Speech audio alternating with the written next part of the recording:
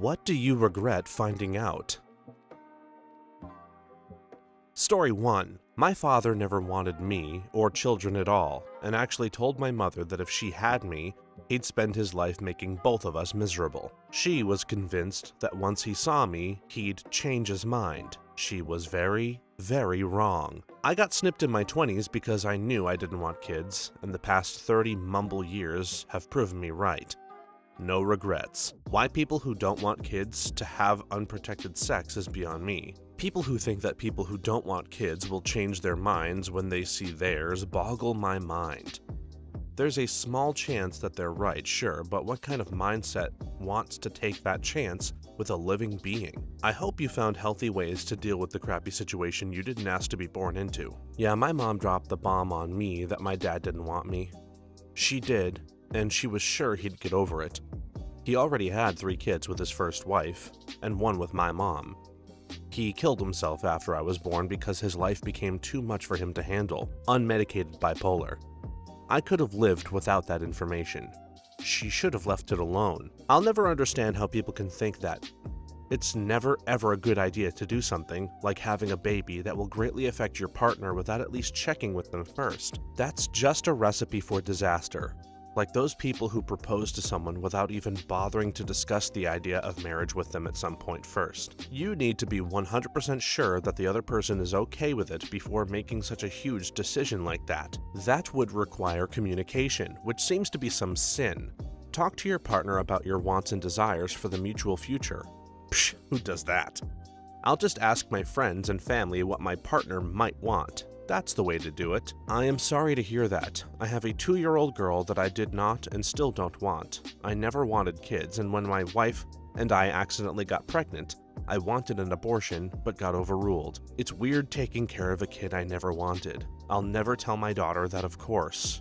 I try to be the best dad I can be, regardless of the situation, but it's definitely made things really weird with me and my wife, and I don't know if we will stay together, for many more reasons than this alone. Anyway, I never had the desire to purposefully make my wife or daughter's life miserable, but I can definitely relate to being somewhat forced into parenthood. Story 2.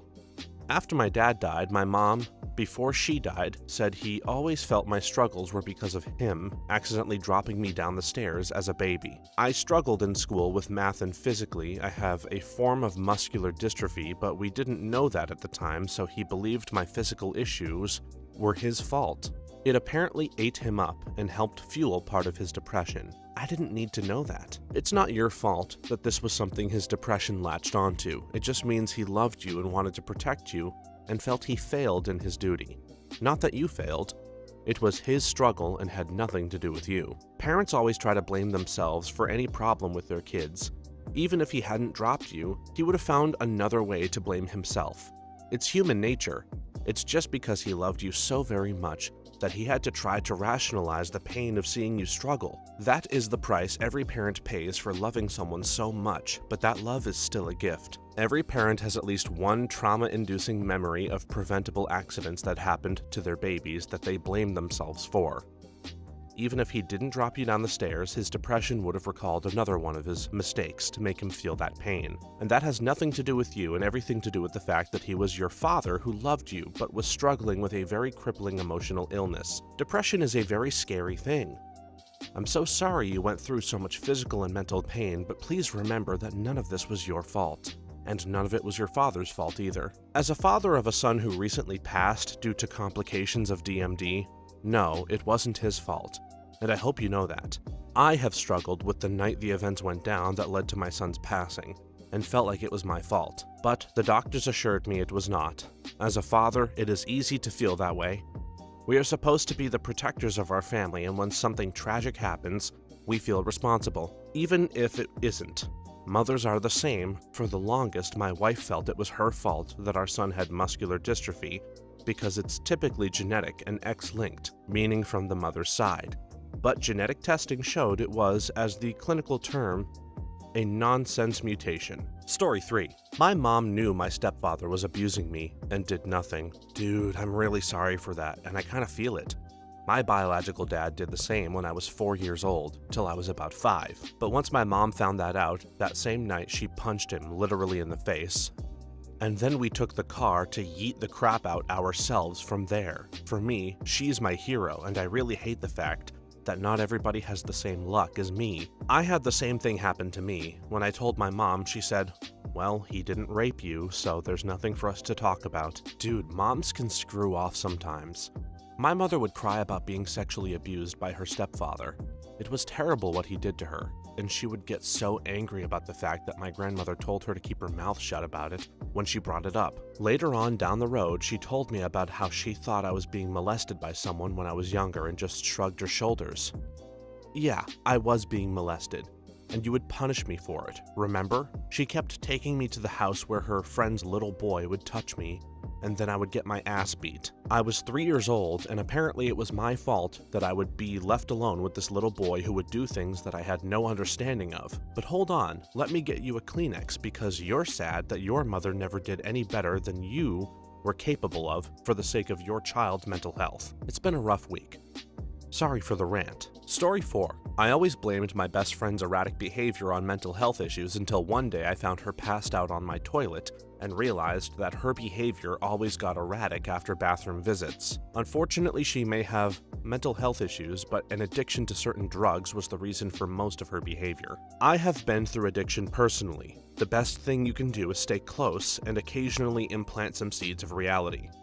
People who are overcome with addiction will not hear you cry or grandiose stances. They are still conscious. They actually know their life isn't what it could be. Treat them like the abused dog at a shelter. Be slow, compassionate, understanding, and willing. Once you feel they want something else, offer it.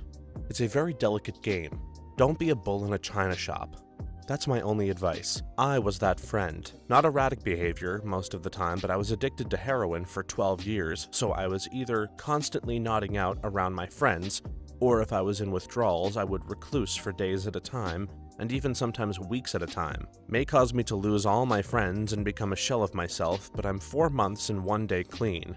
Getting off heroin was the hardest thing I've ever had to do. Drug addiction is almost always a poor coping mechanism for underlying mental health issues. A lot of people have a twisted view of mental health, where they're willing to give someone a pass who has an affliction, example schizophrenia, bipolar, depression, etc., but they're all too ready to blame someone who makes bad life choices. Bad choices don't just happen in a vacuum. People turn to drugs for a reason. I don't know your friend, but it's more than likely that her addiction and mental health issues are all tangled up in each other, or even one and the same. Doesn't mean you should just let it go or give her a free pass. Both mental health and addiction need to be held accountable and protect yourself first, but both are also sicknesses. Story 5. When I was around 10 years old, I was sitting on the couch, and my older sister came towards me with a knife and stabbed a hole in the cushion about a foot from my leg. She pulled the knife out and immediately told me not to tell Dad. I was young and naive, and my sister had a kind of twisted sense of humor, so I really didn't know what to think. It definitely did some damage now that I look back on it. Years later, my sister announced that she had planned to attack me with the knife, but chickened out over the last moment. At this point, I had all but moved on from the incident, but this brought it all back and then some. I can relate to this. When I was younger, my older brother hated, and I mean a burning hatred, of me so much that he tried to crush my head with a pretty big rock.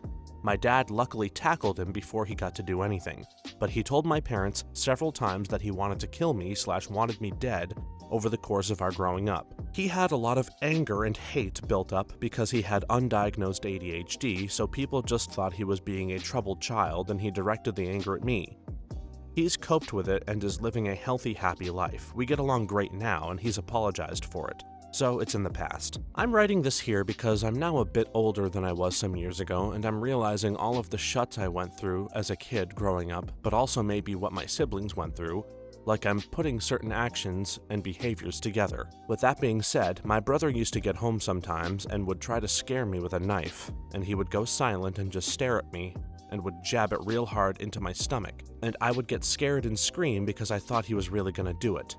It did make contact with my stomach, but it wasn't the sharp end. He would turn it around before he even went in for the stab, so the blunt wooden end would hit me in the stomach instead. It certainly felt horrible though, and then he would just stand there staring at me in silence.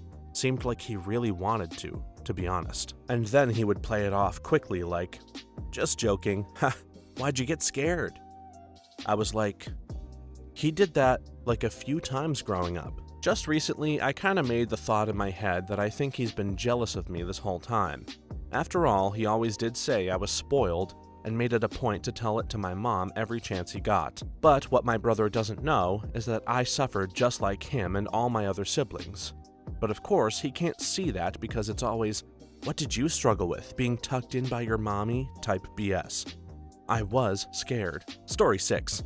My ex said not to worry about a guy when we were together, and she ended up marrying him after 5 years. Same here. I expressed a little concern about her hanging out with a coworker so much after work and asked her if there were any feelings there. She said no and told me that, since we had been dating for 6 years, if I really loved her, I needed to trust her. I agreed with her, so I let it go, and 3 months down the line she gave me a heads up that she wasn't in love with me anymore, and that she was in love with him instead. So much for trust and love. It's a huge red flag whenever someone pulls the "if you love me, you would" card, especially when it comes to trust. That's just straight up manipulation. This might be an unpopular opinion, but I don't think romantic love is an unconditional type of love, like your family or children. You have certain expectations of your partner, and when their behavior starts going against those expectations, like spending a lot of time with another member of the opposite sex, you have every right to question their actions to determine if the relationship should continue. A lot of people out there are cowards who manipulate their partners into providing the space for them to leap from one relationship into another seamlessly as they blur the end of one and the beginning of another with the fig leaf of just friends. It's no solace, but it happens a lot, and has nothing to do with you. They're just scummy, and the lack of intellectual capacity to realize they're scummy. We must have dated the same girl, had one in high school that didn't fool around. After we broke up, I found out she was blowing dudes, but apparently it was my fault because she realized that guys going through puberty don't like going home with blue balls after every date. I had opened her eyes that high school relationships were different from elementary school boyfriends. Her boyfriend after me told me all of this. Story 7. Finding out that my ex slept with my uncle and 3 of my friends. Yeah, it messes people up pretty badly. My fiance's ex slept with her mom, her sister, her half-sister's mom, and her best friend. Now, in our relationship, her mom and sister are never allowed to be with me alone, which I'm fine with, but I keep saying, I think the problem was your ex, not everyone else. Sounds like all the women in her family are not only hoes, but selfish hoes. Unless the guy was drugging and raping them, they are just as guilty. For the most part, the former. That, plus he's one of those manipulative types who's really good at it. I first met my then-girlfriend at her second job to support his ass and his 2 kids while he stayed at home playing Xbox. Yeah, a real winner. Her weakness was the kids. Her maternal instincts really kicked in, especially while not being able to have kids of her own. He capitalized on it, literally threatening to take the kids away if she didn't work for him. Ugh, I could go on and on. I lucked out finding her right as she was about to dump his ass. It's taken 2 years to rebuild her confidence. What a beautiful soul. Story 8. My ex sabotaged a condom to try and stop me from joining the military. My ex did the same. It worked. I was 17. Back then, mothers couldn't enlist within 2 years of having a baby. Just before the 2-year mark, my birth control failed and I got pregnant again. He had become abusive by this point, so I couldn't leave the kids with him. And if I left him taking the kids with me, I couldn't enlist at all because he would end up with custody. Then, just for good measure, he wrote a bunch of bad checks in my name, so I ended up with a misdemeanor on my record. Fun times. Never got to join the military, but my second husband was in the Navy, and they broke him. Well, his spirit anyway. He still doesn't speak up for himself anymore, hardly. And even 8 years after getting out, he is still not getting proper care, so I guess it's bullet dodged. Story 9. How good it feels to be high on opiates. I had some very severe throat and sinus surgery a few years ago, and the doctor gave me a massive amount of Dilaudid. While I have no recollection of the first week post-surgery, my mother said that one of the first things I said as soon as I was physically able to speak again was, "Damn, now I see why people get addicted to heroin, cause this is really nice." I ended up in the ER with stomach ulcers last year. My stomach was literally digesting itself and the pain was crippling. When morphine only helped for 3 minutes, they started giving me Dilaudid. It was the most amazing thing I've ever felt, but when they asked if I wanted some in pill form to take home, I refused because I knew I would abuse it. But damn, I wish I took those home. There's a saying, every other drug was just an affair. When I tried heroin, I fell in love. The first true love was benzos. But, well, you can't be high on benzos. Not the type of high I like, and function in society, so I had to back off them at some point. But opiates, I can conquer the world on heroin. Clean now, thankfully, but Jesus, that stuff is no good. No matter what, it never ends, pretty people. No matter what you think, it controls you like nothing else. I've done every drug. There is nothing that got a grip on me like that. My stepdad, before he met my mom, had gotten into a nasty car accident with a drunk driver. He had his back messed up, which continues to bother him to this day. Anyway, flash forward to 2012, my stepdad's back was getting worse, and since he couldn't afford back surgery, his doctor prescribed him opiates, but didn't mention how addictive the drug was.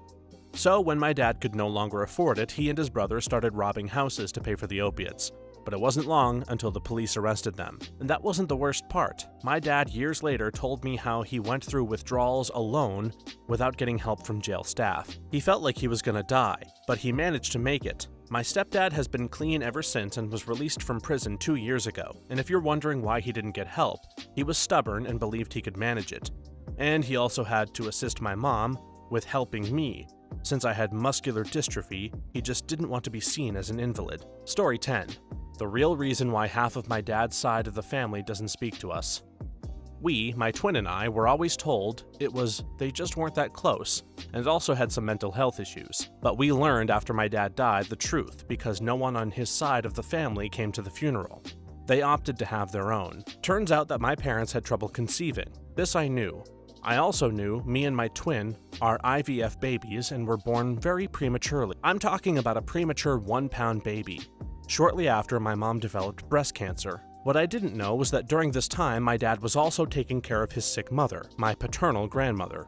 As well as looking after his sick wife and 2 newborn preemies, he ended up asking his brother to help look after their mother since he'd been the one doing it, so that he could care for his family more. Well, soon after, my dad spent more time with us versus his mom. She took a turn for the worse and died. My father's brother blamed him for abandoning the family and blamed my twin and me for the death of our grandmother. Because if we weren't born, my mother wouldn't have gotten estrogen-positive breast cancer. Also, they were all very Catholic and IVF was a sin. I never met my grandmother. I'm named for her, but apparently an entire side of the family thinks it's mine and my sister's fault that she's dead. Then they are idiots, frankly. Yeah, I did find out that my dad's other brother, who is sadly deceased, and also was wickedly cool in life, like the dude was a founding member of the New York hardcore and youth crew scene in New York City, loved us, and didn't blame us and met us when we were just born. But I don't remember him because he died when I was like 2. Officially, he died of pneumonia, and if you Google him, that's what it'll say. But he actually died of AIDS, which was just buried. People didn't want to talk about it then, I guess. I knew your uncle. He was a real personality and a cool dude, very much loved by a lot of people. Wait, really? I've heard a bit about him when I asked, but I think the topic is painful because of the whole dying thing. I was told my mom at first was scared to death of him until he gave her this big old bear hug and she said he was just an incredibly good person. Fun fact, though I'm female, I'm also into a lot of the punk scene and have a shaved head, and I've noticed the family resemblance, especially the nose. The noses in my family, sigh. Story 11. My dad abused my sister. This comment is kind of maybe blowing up, so I wanted to clarify something. I wasn't the one that found out. My sister confronted him. One of the bravest things I know of, and legal proceedings began. One night my mom got us all together and told us. Mine was that my grandfather sexually abused both my sisters and potentially my female cousins. Also brought back some of my own memories. I don't wish something like that on anyone. Hope you're doing okay. I remember finding out my uncle would smack my cousin around the head when we were alone to toughen him up, would smack him harder if he cried and promised worse if he cried to my aunt about it. My aunt didn't find out about it until my cousin was 21, when his current girlfriend spilled the beans. Apparently it happened his whole childhood until he bulked up in high school during wrestling and hit him back. The uncle also cheated on my aunt for 2 years, and everyone in my family just acts like it all never happened. I feel for you, and I'm so sorry that that happened. It happened to my sister too, but she's the one who told me. We have a large family, 5 kids, myself, and my sister, along with 3 brothers. When she asked me if my father had done anything like that to me, I honestly didn't have an answer. I don't remember anything past a certain age. She made me promise not to tell, and the first thing I did when I got the chance was tell our mother. They got a divorce shortly after, and we all lived with Mom for a few years until we got older and moved out. My sister is doing okay, but still holds a grudge against me for breaking my promise not to tell anyone, and our relationship is strained at best. I don't talk to my father and 2 of my brothers because they think that my sister made the abuse up for attention. Same, my half-sister spent years thinking the reason I had such terrible depression and anxiety was because he molested me too. But she didn't want to tell me because he wasn't, and she didn't want to ruin my relationship with my dad. I found out when he came clean about having another family, and my sister told me. He never touched her until she told him her mom's boyfriends were touching her. He never touched me or my middle sister, just my oldest. I feel so bad for her. She thought my mom knew and hated Mama for years. This reminds me of a story I know. The daughter was being sexually abused as a child. Mother knows but doesn't care. 20 years pass and the mother brings it up and tells the grown-up daughter to do something now, and the father goes to prison. I just don't understand why the mom just decided to do something now. Was it for personal gain? Was the relationship bad? I don't know. Mothers who fail to protect their children typically have things happen to them too. To see their children suffering the same pain leaves them incapacitated, and they allow it to continue until long after the fact. If they don't bury their shame of letting others hurt their children. No excuses. There are mothers who experienced horrifying things and still protect their children. She failed in being a mother, period. Story 12.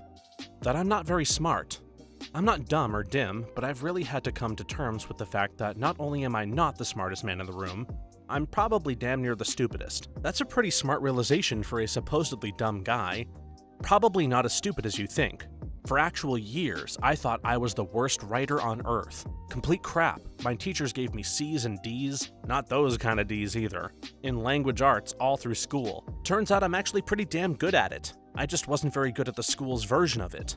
I can make people laugh in print, and whether I actually get a deal or not, people will be able to read what I wrote long after I'm gone and say, well, he was a pretty entertaining son of a bitch, that's for sure. I once wrote a dating profile for a friend who was directly responsible for him ending up on a date with his future wife. My record for writing dating profiles that end in marriage is 100%. I only wrote the one, but you gotta get out of the game while you're on top, you know? There's something you're the best and smartest at, you just have to find it. Turn that butter knife you're using as a brain into a scalpel. You don't use a scalpel to cut a loaf of bread. It's stuff for that. Use it as intended.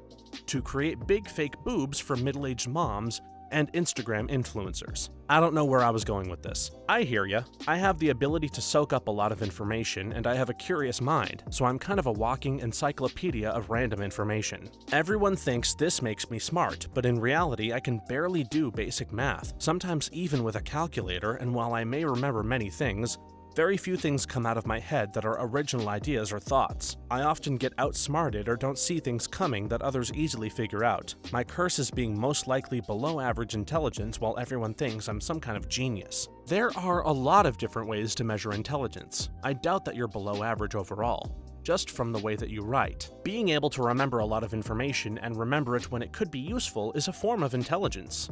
So is the ability to communicate your ideas clearly in writing and without mistakes in spelling or grammar, and so is math and other problem solving. I think there are a lot of people who are strong in some areas and weak in others. It seems that the majority of people focus on their strong points and overestimate their overall intelligence compared to other people, and some focus on their weak points and underestimate themselves. People's brains can be a weird mix. I've got a good memory, and I'm great at test taking and solving the problems that appear on a test, but incapable of putting together a piece of furniture without it taking forever and having extra pieces left over despite my best effort to follow the directions. I have zero creative ability and can't predict what will happen next in TV shows or real-life situations, even when others say, that was very predictable. It seems weird how much people judge intelligence by grades and test taking. Some people are creative and artistic, some people have mastered social situations and can engineer them to work in their favor every time, and some are very musically talented, but they'll be called stupid by others if they happen to not be talented at test-taking in school. Up until I was 30 years old, I just thought I was stupid. It took me twice as long as everyone else to get half as much done when it came to studying. Then I learned I have ADD. I'm not medicated for it, but I found cognitive ways around it. Additionally, knowledge is power, and now I view it as my superpower. I'm able to hyper-focus on subjects I'm interested in and take advantage of my powers of empathy. I'm not saying that you have ADD. What I am saying is that if you can figure out what the source of your challenge is, it may be possible to overcome them. I'm never the smartest man in the room, but I haven't let that stop me from being a nuclear reactor operator, wildlife biologist, forester, and college professor. Every day I feel like a fraud and that someone will find out that I am faking it until I make it. The funny thing is, if you're confident, no one will call you out. Soon I will retire having been a fraud my entire working life. I've also found that humility is a very valuable characteristic that the smartest guy in the room often lacks. In my honest opinion, there's nothing admirable about intelligence unless it's tempered with humility, especially in the sciences. Take heart, my friend, as it's likely you have more going for you than you realize. We all start out as a lump of rock, but with some sculpting, you may find a fantastic statue lurking beneath the surface. Story 13.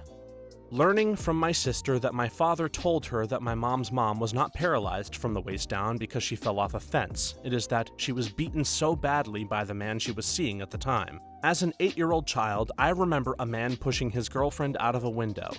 It was really high up, and I've never forgotten it or the noise her body made when she hit the ground. Someone rang an ambulance as my parents wouldn't. They didn't believe me and thought it was some kind of joke. That poor woman ended up paralyzed from the waist down. Some people are so evil. Holy crap, that's like another level of domestic abuse. I'm aware people can get paralyzed from martial arts like wrestling and jiu-jitsu, but that's using advanced techniques, and the people involved tend to be highly trained and very strong. I didn't even know a normal person could just paralyze somebody by hitting them. That's not even domestic abuse anymore, that's sadistic torture. Story 14. What tinnitus is. Now I can't stop hearing it. I've heard the ringing for so long that I just assumed everyone heard it. When I finally went to the VA and they put the headphones on me for the audiology exam, I couldn't believe how deafening the ringing really was in the silence. After I talked with them and found out that it wasn't normal, I was shocked. It seems to get worse when I'm really stressed out, but I don't know if it really is, or if it's just my imagination. Tinnitus can be an indication of an acoustic neuroma, a benign brain tumor. How do I know this? I've had tinnitus for a few years and got diagnosed with said brain tumor 6 weeks ago. Push for an MRI if you have tinnitus and are losing hearing in one ear. If I hadn't kept pushing, we would have never known. And what makes all the difference in the world is that I can treat this with radiation versus having brain surgery because it's still small enough. Just doing my PSA for everyone. Yep, it sucks. In 8th grade, I got a bad ear infection in August, but I recovered.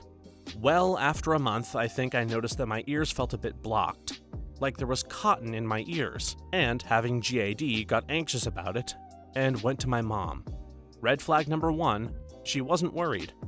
But it didn't fade. Red flag number 2, I would go to her at least every 3 days to go to a doctor to check me out to find out what was wrong with me. It got worse and worse. My voice sounded trapped inside of me, so even though I was super loud to myself, I was barely talking to others. I couldn't hear others unless I was looking at them, and my teachers couldn't get my attention unless they walked over to me. The worst of it was when I was talking to a classmate and I kept asking him to speak up or repeat what he said, and he asked me if I was deaf or something. Not in a mean way. Red flag number 3. This went on for 6 months until my mom finally took me to a hearing doctor.